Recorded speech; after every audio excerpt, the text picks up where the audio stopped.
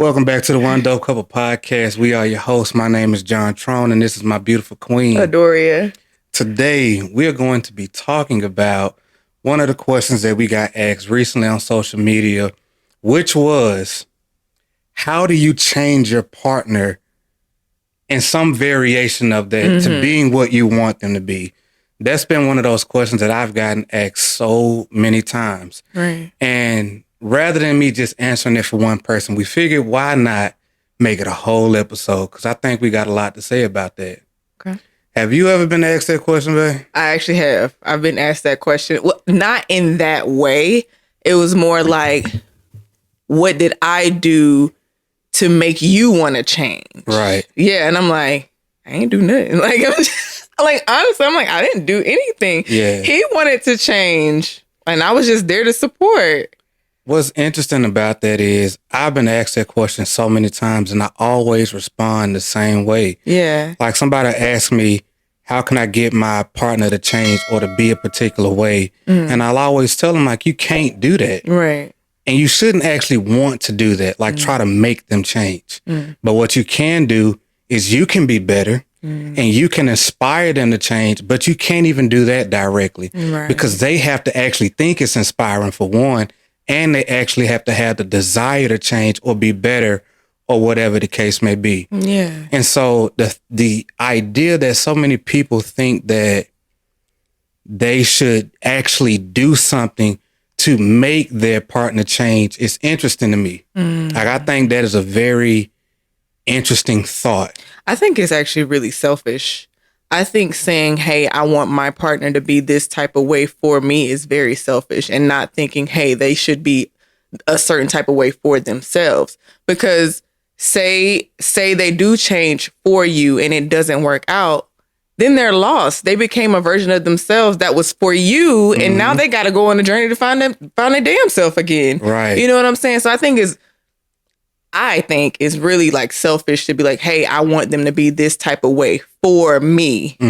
So I think I get why a lot of people say it, because maybe they're trying to grow more in their relationship. Maybe the communication or the affection or something like that isn't where they would like it to be, and they want them to change in that way. But even then, you still can't make a person do that, because what you have to acknowledge first is that it has to be important to them. Exactly. Because if they do it strictly based off of somebody else's external desires, somebody outside of themselves, that can unfortunately cause resentment. Right. Because they may end up unintentionally becoming a version of themselves that they don't like, or that they didn't agree with. And then you end up getting the collateral damage of that. And so it's more beneficial, in my opinion, to just, you become better. You do the work on you being the best version of yourself, still loving your partner as best as you can. And then hopefully in your growing and your becoming better and serving and showing up for your partner better, that will inspire them to be different or to do the same thing.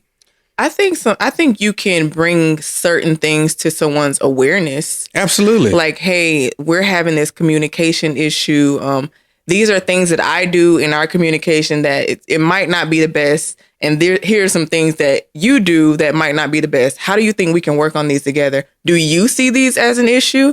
If they don't see it as an issue, then it's like, well, I don't know where to go from there. Yeah. But if they're like, you know what, I do want to work on that. I do think we should work on our communication better, because that would bring more peace into our household. So I feel like that's a good way to attack a thing where when you want something fixed, it's like, okay, well, you might see it as a problem, but do they see it as a problem? So, yeah. And it also depends on the degree of the relationship, too. Yeah. Because how you would approach that in a marriage is completely different than the approach you might take if somebody's boyfriend and girlfriend or something like that, or whatever the case.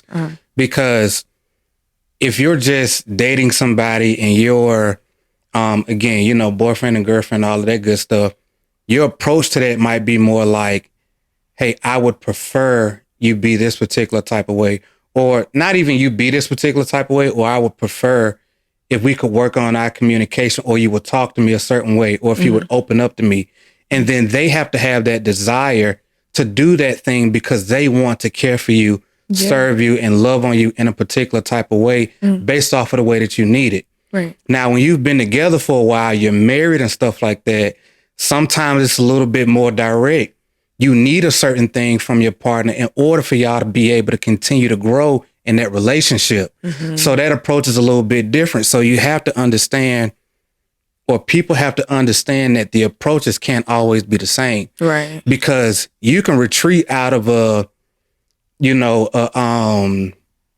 dating type relationship a little bit better, because in those relationships, you're just trying to get to know a person. Yeah. You're trying to actually build that ground in order to see if you want to go farther. And so if they have that interest in becoming better or expanding themselves and being more for the relationship and for themselves, specifically for themselves, and allow that to benefit the relationship, then that's great, because you can continue to go deeper in that relationship. And so looking at all of those different areas, like, people really have to understand, like, for one, where are we in our relationship? Yeah. What makes the most sense? Like, how does me taking a particular type of approach really actually add value to not only to myself, but to you also, and making you better and making the relationship that we have better? And how much control do you actually have? Yeah. Supposedly. Yeah. Because you don't have a lot of control for real. Yeah. I like how you put that. It's more so like, not you be better for me, but how can we both be better for the relationship? And something in the relationship is a problem, and there's some type of conflict here. And what do we need to do together to attack whatever that problem is? Yeah. Yeah, I like that. Yeah. It reminded me of, well, in the video that I had posted before out of one of my clips, I had said that you inspired me to basically, improve my character and things of that nature. And what was interesting about that is it made me think about when baby girl, first came to stay with us when we was in Washington. And I was in the combat arms unit at the time. It was primarily dudes. I was in an aggressive environment pretty much all day, every day. And so when she came up there, after we finally got our family back together, I really had to learn how to adjust myself to be the father that she needed. Yes. And to learn how to communicate that, like, to her. I had to be a better communicator for her. And so that way she wouldn't shut down because I didn't think much of it.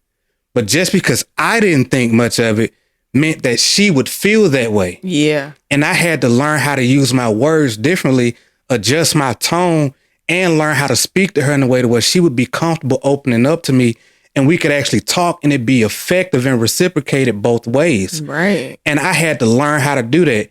And it's not that I had any, wrong intentions in how I was speaking to her before, but even though I may not have a problem with it, if I want to get my message across to her, I still have to do it in a way that she can receive it. Yes. And I had to learn that. That's so good. And I had to fix my character to be that. Yes. Because, yeah, I'm your dad and stuff like that or whatever, but you still have to be able to receive whatever communication I'm trying to give you from me. And I got to create the environment and have the character to be able to do that. Right. And I just had to make that adjustment. And that's the same thing that happens in relationships. Absolutely. And so, okay, how can I fix myself? How can I do the self-work to be able to deliver this thing to my partner or somebody that I love and care about in a way that it can be effective? And it doesn't take away from me. Right. It makes me better, period. Yeah. And it allows me to be able to serve somebody I love. That's good. That was really good. That's how I look at it. That's so good.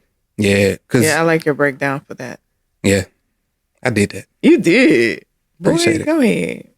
Go ahead. But yeah, so that's been one of those things, that it's easier to say sitting here, but it's way harder to do it in real life. Yeah.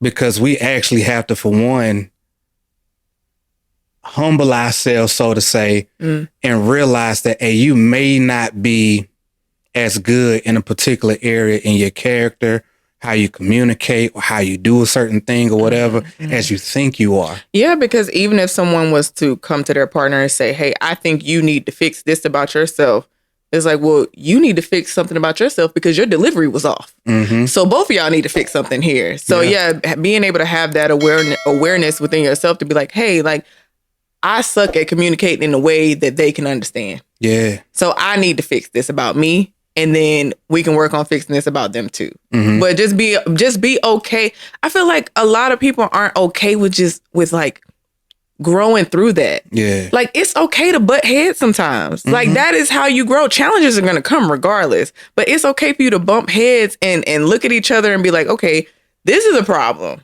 How can we sit down and fix this together? Yeah. Not go against each other, but how can we fix this together? So yeah, I think that's an issue in itself. Yeah. And then another thing that I was thinking about is sometimes you have to ask yourself, am I being a person worth changing for? Uh-oh. Because sometimes we have these demands that we have from our partners and we want them to be a particular type of way for us because we think we're at a certain level in their lives that may or may not be true. And sometimes you have to look at yourself and ask, have I been a person worth changing for this person? Not based off of your opinion of yourself, but for this person that I'm with. Right. And if not, maybe if I adjusted myself and I became a person worth changing or being better for, because changing can be a little bit of a touchy word. Yeah. Being better for, then maybe they might adjust and do the same because they see my efforts. And because of the way that I love and I care for them, I might create an environment to where that reciprocity can exist. Yeah. And even in that, I feel like that should still be communicated. It's like, okay, well, I'm trying to be better in this particular area. And like, just let it be known that you want to get better and then see how they respond, or just open up the floor for communication instead of just saying, okay, well, I'm going to get better at this thing and hopefully they'll get better too. No, like, let's not leave stuff to chance. Yeah. Let's actually be direct as we can. Say, hey, I'm working on this for myself because I want to be better for our relationship. And ask them, is there something you think you can work on to make our relationship better? Not we setting relationship goals. That's exactly what we're doing here. This is literally what's happening. It's like, okay, I need to be better at communicating for you. And you need to be better at communicating for me. How can we both work on this thing together so we can be better? Yeah. So our relationship can thrive. Yeah. Relationship goals. Let's set that as a relationship goal.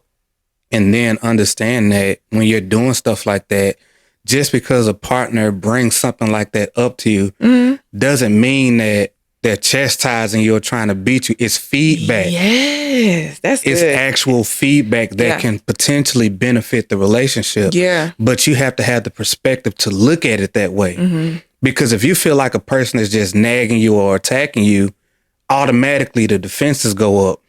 So now you have to go a little bit deeper into the conversation and be like, hey, you know what? If I'm honest with myself, I know this person actually cares about me. I can reference their actions. I can reference how they've treated me, how they've spoken to me, how they've added value to me, all of these things. So I know this person cares about me genuinely. Yeah. So in them saying this, they're saying that because they care about me. Yes. And now with that understanding, I can take the feedback that they're giving me, know that it's coming from a loving place, and adjust myself for somebody that loves me and wants to continue to love me. That's so good. That's so good. Knowing the heart of your partner and knowing that they always have good intentions for you and for the relationship. Because why would you be with somebody who you would think would have bad intentions towards you? Exactly. Like, that literally makes no sense at all. So yes, I love that. That was good, baby.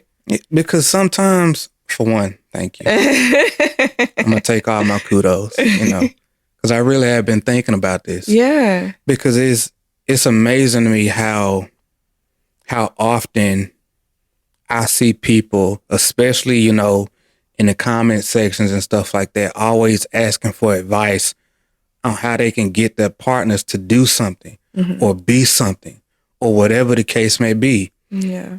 And then on top of the fact that I ain't going to attack nobody. Don't attack nobody. But I don't feel like it's the most productive thing to do to ask a whole bunch of randoms you don't know for their opinion and feedback on your relationship when you don't know these people. Yes. And the crazy thing is people will see a person ask a question online and they be so excited to just word vomit all over them and say anything. You got to sneeze. I was about to sneeze. I'm sorry. Okay, it went away. It happens. Hey, okay. You're still human.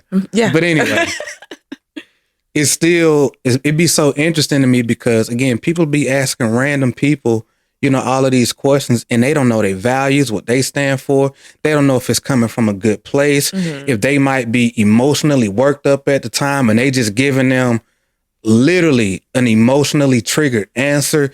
Anything like you're asking the world for feedback on something so intimate. Yeah. Something so you would assume to be valuable between you and somebody that you love. And it's one thing to ask for feedback, but in our humanness, a lot of us will hear stuff like that or see stuff like that.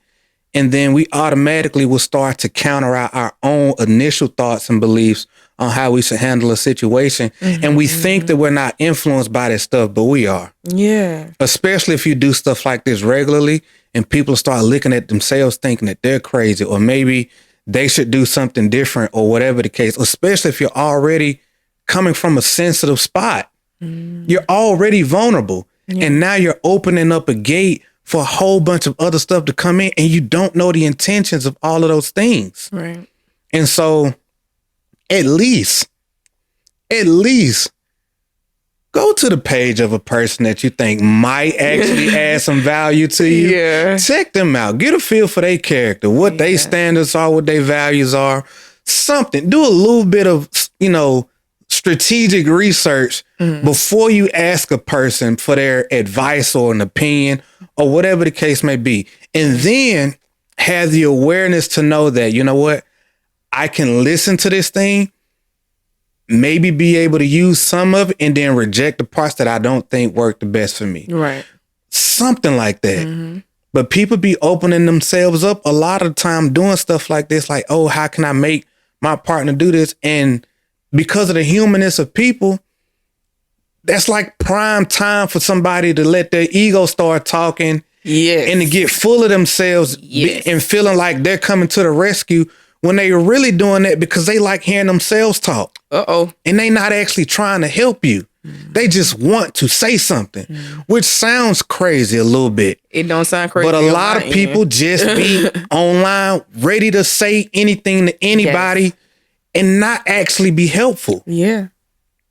So you got to tiptoe into doing stuff like that and use a little bit more caution when you throwing your stuff out there and realize that there's also a little element of being a little bit disrespectful. Because you didn't just jumped out here and put your partner out there in front of everybody. Yes. And if you don't think that's a problem, that's part of the problem. That's part of the problem. Yes.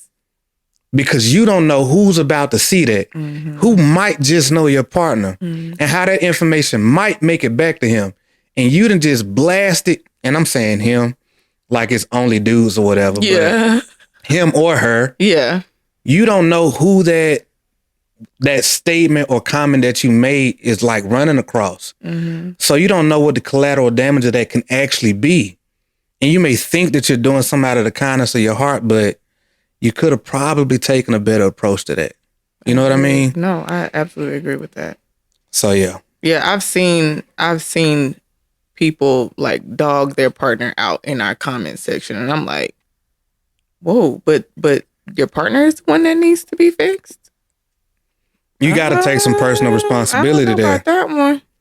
The fact that you even thought that was cool is a problem. Right. So yeah, man, it's a slippery slope. It is. It's a real slippery slope. You know how sticky it gets out here. Okay. But yeah. What's interesting about that though is when you were saying before talking about like relationship goals and things like that, it also reminded me that when we're talking about growing and making our partners better and all of this other stuff, a lot of people don't know, man, that this show is a part of one of our goals in making each other better. Yes. And that was something that we decided to do for us. Right. And so we set the goal to where we wanted to be better communicators. Mm-hmm. And yes, we can still do that, and just communicating in our everyday life. But we also have some very dope conversations, and we think about a lot of things on a deeper level than maybe most people do. Mm-hmm. And we was like, hey, you know what? We just gonna talk the way we normally talk and see who gets value from it, and then be able to grow on those thoughts or go deep in those thoughts and be able to share with people and hopefully add some value to them. Just seeing how we develop in this space. Mm-hmm. Because you can look at our content from when we started, a year ago or so, and see what we're looking like now. Mm-hmm. And I would imagine it's day and night. Yeah, it definitely is. I've looked back several times. Yes. But what people have seen, what you guys have seen is us growing in real time, or seeing us actually do the work, be it in how we carry ourselves, how we speak to one another, and even maybe a little bit of our personality on the show and how we talk to one another. Yeah. But all of this is a part of a process that we've chosen. Mm-hmm. It's not to say that other people have to follow suit and do the same thing, but this was another opportunity for us to get better together that we chose. Right. Facts. Yeah. So it's working for us. It is. And we'll continue to do so. Yeah. I know a lot of people have talked to you about, what is it, like relationship goals and setting relationship goals and wondering what that looks like for them and or how we do it. Yeah. What's your typical response to that? My typical response is like a relationship goal is whatever you set for your relationship. Like not everyone is going to be the same. Like how our relationship looks is different than how another relationship looks. Mm-hmm. So things we need to work on might be different for someone else, which it usually is different from someone else. So that's literally what I tell them. You just need to sit down with your partner and talk about, hey, like how are we moving forward in our relationship?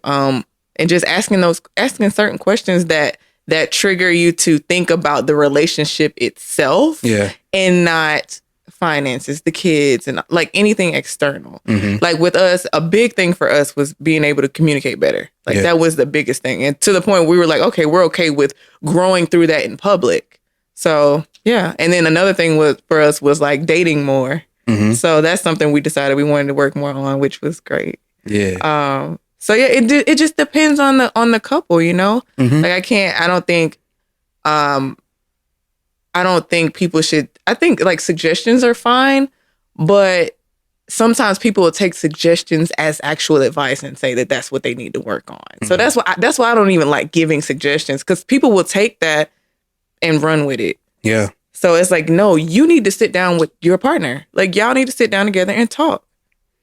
I think what's interesting in that, though, is because even when you are trying to establish, or you've already established whatever the goals are in your relationship, and you talk about wanting a partner to change and stuff, and seeing how those things relate so heavily. Mm-hmm. Because if you're in a relationship, a marriage, or whatever the case may be, and there's no direction for your marriage, then when you're asking somebody to change, and it's a casual change, and it's not actually leading them in a specific direction, then there can be a lot of resistance there.